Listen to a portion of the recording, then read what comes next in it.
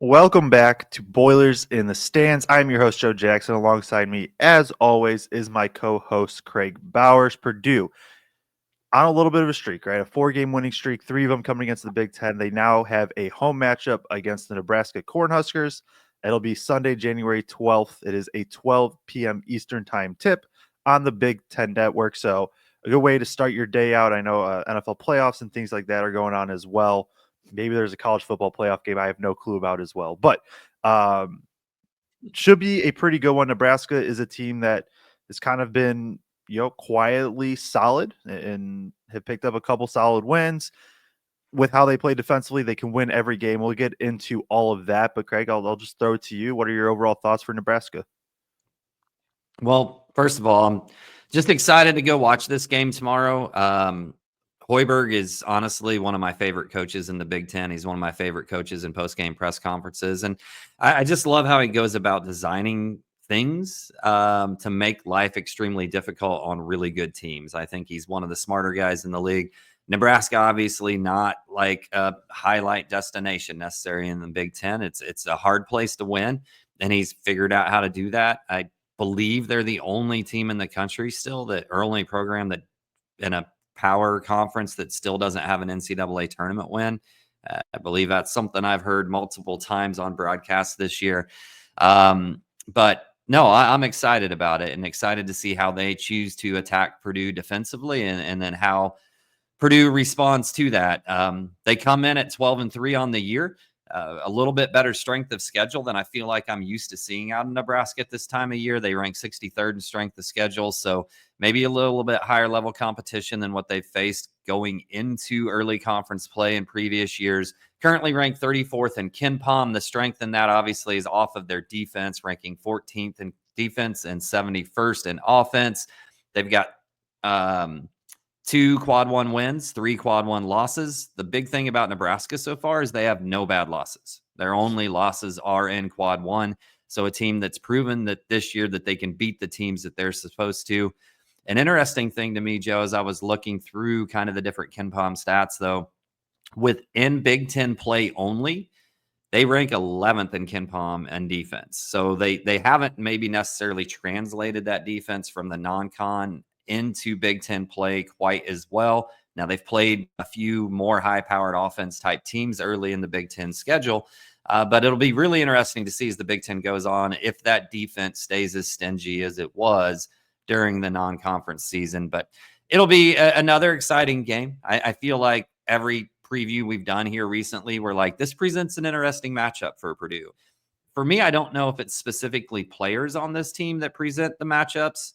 It's just we know Hoiberg's been able to design for Purdue well in the past, and to see, what he does coming around this time and how Purdue handles it.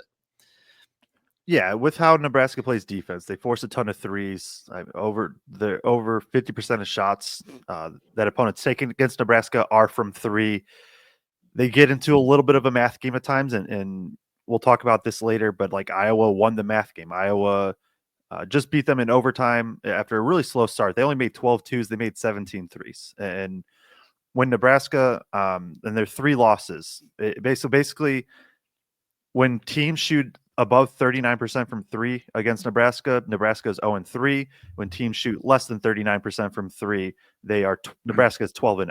And that's just kind of where it is, at least at a high level, is can you knock down threes against this defense? If you do, it makes life a lot easier. If not, then you can get into some trouble.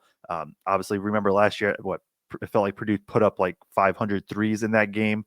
I'm trying to find the exact box score. There it is. Yeah, Purdue last year, they put up 33 threes, only 24 twos, and that was with Zach Edey. So expect threes to kind of be flying once again in this game. But yeah, this Nebraska team solid. They're a team that I expected to not be that good. They've obviously proved me wrong. The defense is legit. They have a superstar in Bryce Williams, and he's really the only individual that I'm concerned with matchup-wise. But Nebraska is not a team that you can just walk in and expect to absolutely win. Yeah, and I mean, to your point, they forced the 6th highest rate of 3-point shot attempts relative to a percentage of field goal attempts from the field. So that's what they're going to do. And coming off of most any other game this year, you're like, all right, let's go. We've got one of the best 3-point shooting teams in the country. You want to make us shoot a bunch of threes? Go ahead. We'll take them. But Purdue's coming off a game where they shot 17%, 14% lower than their lowest of the season prior to that. So you're certainly hoping to see a turnaround in Mackey, and generally speaking, we do. The other thing, just high level, real quick, that I think Hoiberg figured out when he came back to college that he couldn't have the exact same type of team that he had in the Big 12. And with the transfers that he brought in this year, we're going to get in the players in just a second. He's definitely gone to getting guys that are just bigger and more physical. Early on at Nebraska, it looked like he kind of tried the same format that he had when he was at Iowa State, and a lot of speed, and maybe not guys with a lot of bulk and strength. And he's talked about, when a couple of years in the Big Ten, he realized he was going to have older guys, he was going to have stronger guys, and he was going to have more physicality. And there's one transfer he brought in we'll talk about, but like, to me, just the picture of that guy looks, if you were like, what is Nebraska basketball? To me, he just looks like Nebraska basketball. So let's dive into some of the players. We're going to start with a couple of guards because they really kind of play with a 2-guard lineup and then some forwards and a center. Starting out, obviously, I think we have to start here. Bryce Williams, the originally transferred from Charlotte, but returning from last year, 19.4 points average on the season with 3.6 rebounds, 2.4 assists. And Raleigh Wooster, who comes in from Utah, averaging 8.7 points, 4.2 rebounds, and 2.7 attempts, only shooting 24% on the year from three. I'll throw it to you, but just real quick, to me, Bryce Williams is a professional scorer and one of the best at it in the Big Ten. Yeah, he's just simply been one of the best players in the Big Ten. At this point right now, I know there's still plenty of season left, but at this point right now, it's not whether he makes an all Big Ten team, it's which one does he end up on. He has been that good. 90% from free throw line, 53% from 2, 41% from 3. Doesn't turn it over too much, can facilitate a little bit. Just 6'7", can handle the ball, moves at his own pace, gets to any shot he wants, can score at all 3 levels. Like, he's one of those guys that, right, he's so good that it's hard to talk about because he's simply a hooper. He just goes out there, he scores, he gets buckets. I don't think he's bad defensively at all either. And so he's priority number 1. That's going to be, I assume, CJ Cox on him to start. And CJ's going to start now, Brooks Barnheiser, Dylan Harper, and then Bryce Williams. All 3 guys that will probably make an all Big Ten team, which will be good experience for him as we move forward. Miles Colvin, obviously, when he's in, that feels like one of the better matchups that Purdue has is Colvin on Williams, but he is the engine for this offense. He is really one of 2 only shooters on this team that you really have to worry about. He can just kind of do everything. And then Wooster's, he's not a shooter at all, but he is 6'5", 210 at point guard. They have a big starting lineup. So in terms of matchup wise, like, Purdue's going to have probably Braden on him, and they'll go booty ball at some points with him. He's physical. With Nebraska's system, right, he isn't needed to facilitate an insane amount, but has been solid in those areas. Not a shooter at all, though. So if you can get him to get into jumpers, that's a win for Purdue. Yeah, 100% there. It does crack me up, the differences in height listings depending on where you look at. Sports Reference has Wooster at 6'3". Their program has him at 6'5". How big is he? Who really knows? They both, to me, and I don't know, this is a relatively old team. Maybe not quite to the point of some of the other teams we've seen Purdue play, but when you watch Nebraska play, I'm not sure how many of them are actually grad transfers and how many of them are true seniors. But when you look out there, you feel like you see some guys that should be in their 3rd year of residency school, post-graduation. Just some old hats looking type of guys that are big and physical to that point. Kind of moving to the forward and center room then. Probably the other big name that you have to worry about from a scoring standpoint, Jawan Gary, originally from Bradley, but returning again from last year's Nebraska's team. Burke, I'm going to mess it up, Joe. I forgot it already from when we practiced. Berke Bayou Gel.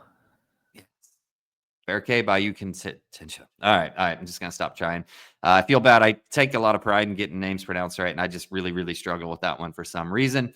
Who comes in from UCLA last year, and then Braxton Mia, a transfer from Washington. To that point, though, Berke, averaging 7 points, 6 points, 6.5 rebounds, 1.4 assists as a starter. And then Braxton at 3.4 points, 3.6 rebounds.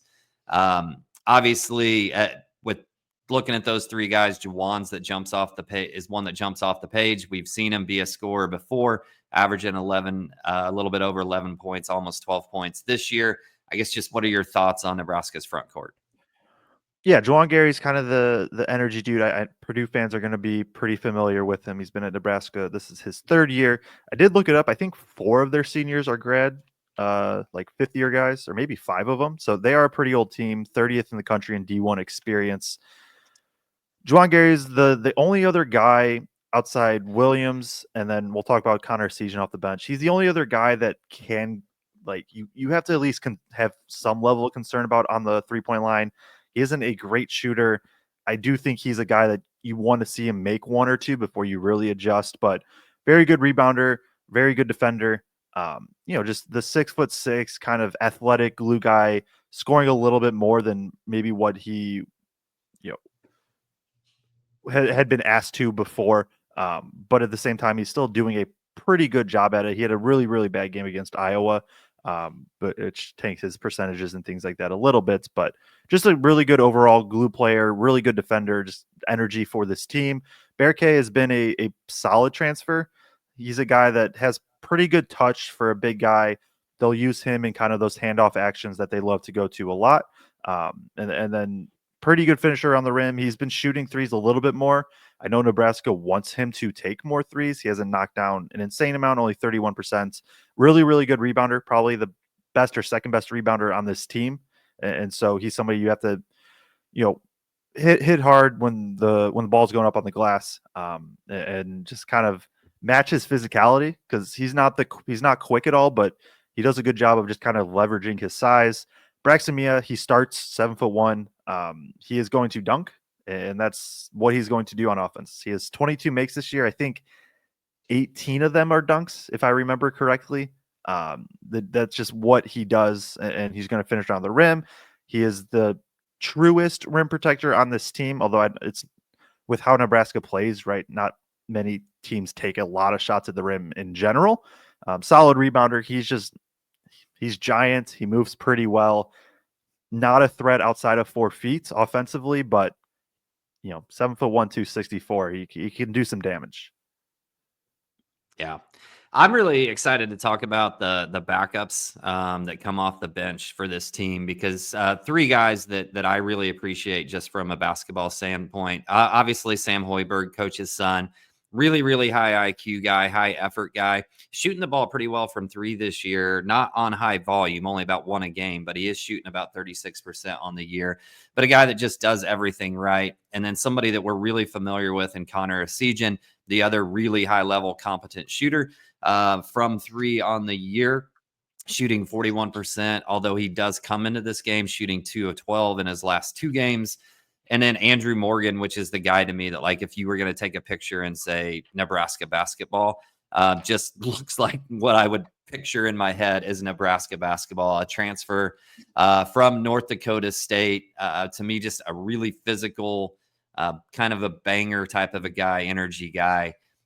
That's a good 3 guys coming off your bench to contribute. And really, I just think Hoiberg did a really nice job of finding pieces from the transfer portal this year that maybe didn't jump off the page, but really fit what this team needed to surround Williams and Gary with. Yeah, no, he did a good job. I'll start with Andrew Morgan. I'm 99% sure I saw that, like, a big reason why he chose Nebraska was because of their agricultural program for his grad school. Nope. So it just fits. Props to Andrew. It just fits the whole vibe even more, knowing that. But no, Morgan's another just high energy guy. I said Berkay is maybe the best rebounder. The other guy is probably Andrew Morgan is who I had in my mind. I like Nebraska's lineup better with Morgan in, just with how the way he moves. He's another guy that can be a little bit of the handoff hub, right? Like Nebraska doesn't have much shooting. They have Bryce Williams, Connor Season, and sort of Juwan Gary. Like, the rest of these guys aren't shooters, but they do their role well. And Morgan fits in that of another just super high energy, very active defensively. Going to be very aggressive on the glass, going to be very aggressive on the interior. Just kind of that, prototypical 6'10", just high energy type dude. Connor Essegian is an interesting one because he's shooting 41% on the year. He's only shooting 23% in conference play. He's only shooting 30-ish% against top 100 teams. He's gone off against bad teams and he's struggled against good teams. He's obviously somebody still you don't want to get going, and he's back in Indiana. Obviously, he's in Fort Wayne kid, so I assume he'll have plenty of family and friends there. Central Noble kid. Don't be pushing that to Allen County. His KenPom page says Fort Wayne. That's what I went with, and he's always referenced as a Fort Wayne kid. But my bad on that. Regardless, you don't want to let him get going. You don't want to let him get open looks, but that is what he's out there to do, is shoot the ball. Probably the weakest defender out of the rotation, I would say. But really, really good shooter. Sam Hoiberg's been fun because if he played more minutes, he'd have a legitimate case for an all defensive team spot. He's been awesome defensively, really, really active hands. The prototypical, just undersized coach's kid that just hustles, knows what he's supposed to do. He's knocked down a couple threes, which has been big. Not obviously, he's very low usage offensively, but very, very active defensively. I assume he would be on Braden when he's in and just try to really get into him. So I agree. It's a solid bench, and you pair that with a solid starting rotation. That's how you get a solid team. Yeah. Gavin Griffiths just completely fell out of this lineup. Okay. Yep. I thought maybe he was injured because I didn't see any stats for him the last couple of games, and I went back and I was like, no, I don't think he's injured. Kind of surprising, a guy that came into Rutgers with really, really high expectations and then transferred to Nebraska. Aaron Eulis is also on this team from Iowa, kind of playing some minutes, but not a ton of minutes in big games here recently. I guess, do you want to mention anything about those two? Obviously, those of you guys who follow Big Ten basketball know this team is missing Rink Mast, and I feel like Nebraska has just gotten a terrible break on an injury the last few years. And this team, to me, if this team has Rink Mast, to me, they're a serious top 4 or 5 Big Ten type contending team. Yeah, it is unfortunate that he has to miss the year. He took a medical red shirt for surgery on his knee. Eulis, he's the truest point guard on this team. Well, Wooster is too, I guess. But if Eulis is in, he's in more as a facilitator, not a good shooter, fine defender. And then who's the other guy? Oh, Gavin Griffiths. I don't expect Griffiths to get any minutes, but he's a guy that came in, and I watched his high school film. He was an insane shooter in high school. It is not translated at all to college. Lanky, 6'7", 6'8" type dude, but wants to shoot more and just hasn't found success, which has kind of led him to being out of the rotation. Yeah. And sorry about jumping you on the Connor Essegian thing, but I taught in Elkhart County. I lived in Kosciuszko County. I know what high school he went to and have friends who are from that area who watched him play going up through high school. So I get it's like when people from the region tell me they're from Chicago. You're not from Chicago. Right? Or people from Joliet that tell me they're from Chicago. You're not from Chicago. Let's call it what it is. Central Nova is a really tiny rural school. They deserve their flowers. So that's all I'm saying. All right. So if we kind of transition now, you talk, Nebraska is going to force Purdue into taking a lot of threes. So just from an offensive standpoint, how do you see Purdue trying to attack this Nebraska team? You've been able to digest film over the last few years now of seeing how they're going to try to stop paint touches and paint scores. So what have you seen in terms of what PJ's done, last year, after getting upset on the road, then kind of blowing them out at home? What adjustments did you see, and does any of that translate to this year's group? Yeah, I mean, I think obviously the big there's one big difference from last year, and it's that big guy. Purdue doesn't have this guy named Zach Edey anymore, and because they only played once last year, I think, right? I thought they no, I think maybe it was 2 years ago. 2 years ago, they was really close, and then Purdue won really close, and then they came to Mackey and just got that's dominated, right. which I believe. And then last year they got upset at Nebraska. Yeah. Mackey Arena is the only place or the only Big Ten venue, maybe not including the new Pac-4 teams. I don't know about that. Out of the 14 teams, it's the only venue Nebraska has not gotten a win in yet. It is the last one remaining. And basically, every time they've come to Mackey, they've lost by like 18 to 20 plus over the last handful of years, is from my understanding. But it's interesting because, right, obviously Zach Edey changes the game, and Zach Edey's good. I don't need to clarify myself on that. I do think there's almost a little bit of a better chance that Purdue can just kind of run stuff this year, not trying to have to force the ball to Edey so much in this game specifically, just given that, like, Nebraska so much wants to, they play no middle defense. So they just want to force teams to sidelines. They are going to basically high hedge every single ball screen and rotate down low. They're going to almost at times just zone up with their off ball switching where it looks like a 2-3 zone. Now Edey went 6 of 10 last year. I'm just looked it up, 3 of 5 from free throw line, 3 turnovers. It wasn't like he had a bad game by any means, but what they do is they basically have 2 to 3 guys in the paint at all times. And so that's where those skip passes come open. And I do think it's a team, though, that, like, again, with them high hedging, which seems like every team does now at this point that Purdue plays, Braden, I do think, has the ability again to just kind of get what he wants. That short roll should be there, but if the short roll to TKR is there, more often than not, it's either going to have to be a long floater from him, or it's a bounce to TKR and then a skip from there, right? Just with how they play, those skip passes are going to be open. Purdue is priority one is just you have to knock down some threes. You knock down some threes, Nebraska can have a tough time keeping up. I do expect a heavy dose of pick and roll once again. I don't think you can go to post ups. It's also hard to run off ball stuff a lot, just given how they switch everything and things like that. But yeah, this is a team that I expect to see a lot of pick and roll run, a lot of Braden Smith skip passes, a lot of Braden Smith short roll passes. If he can turn the corner, that would be big. Because then at that point, if he can turn the corner on the high hedge, it basically becomes 5-on-3, just with how Nebraska is. And so I know this is every game at this point, but hey, Braden Smith needs to take care of the ball. Braden Smith needs to be good. Rinse and repeat. Yeah. And watching Nebraska play a couple times this year, to me, that thought that was kind of in my head is this could be a big Braden Smith hockey assist type game where, TKR in that short roll, and then CJ and Fletcher, out on the wings, TKR's ability to skip over to them for open 3 looks. This could be, we'll get to this later on. I'm going to say it now.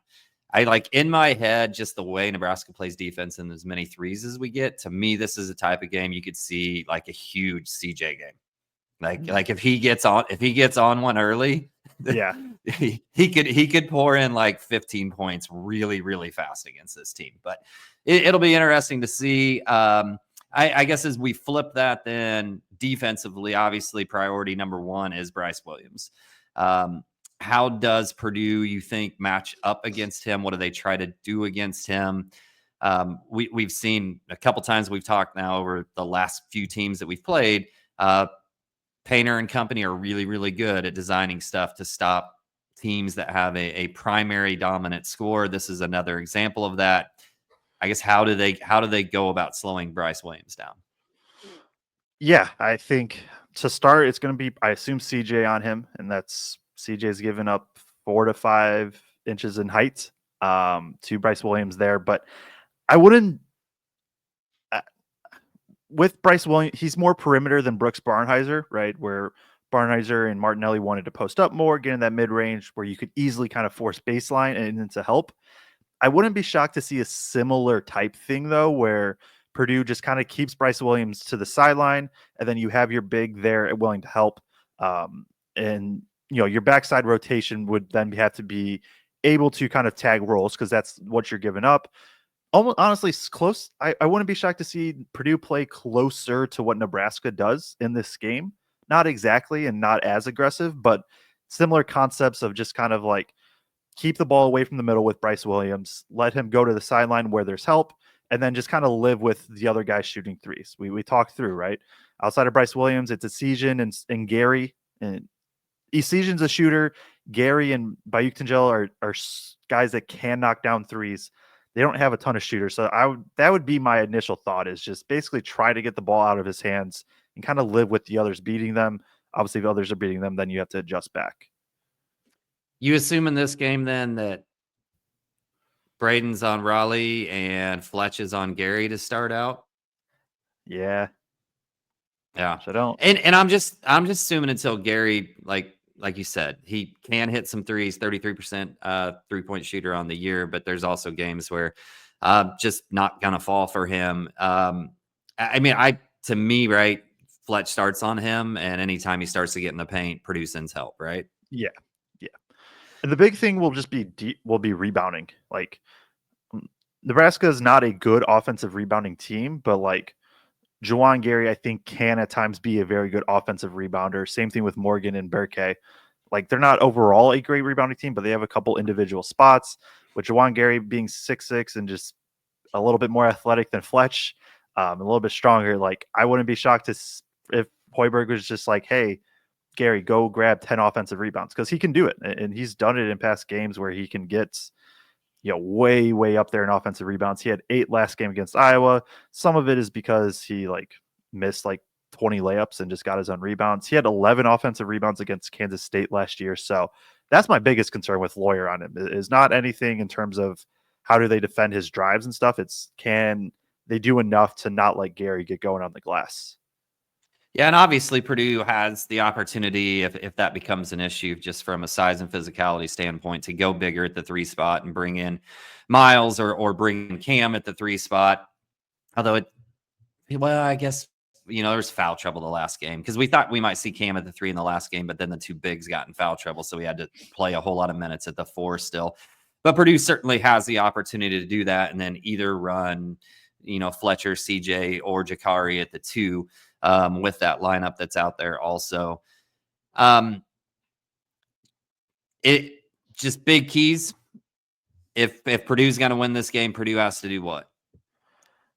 If they shoot 40% from 3 and are like even on turnovers or so, they win this. I think I would be shocked if they lose that type of game.